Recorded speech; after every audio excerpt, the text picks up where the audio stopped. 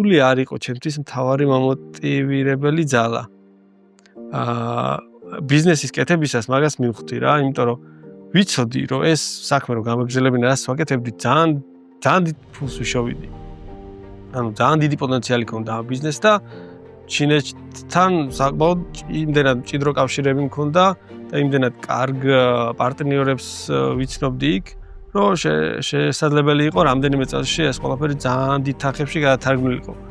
მაგრამ მაინც ფიქრობდი რომ ვერ მანიჭებდა რა იმ სიამოვნებას, რასაც ეს აკეთ.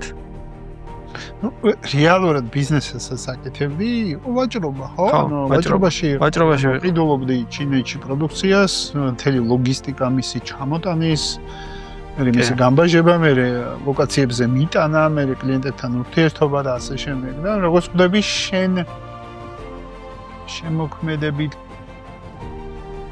ბუნებას არ აკმაყოფილდა. ხო. და არ ყოფნიდა ეს. არა, არ ყოფნიდა. მიუხედავად იმისა, რომ და შემოვნებდა ეგ პროცესის თავიდან, ბოლოს უკვე ვეღარ მაკმაყოფილებდა რა.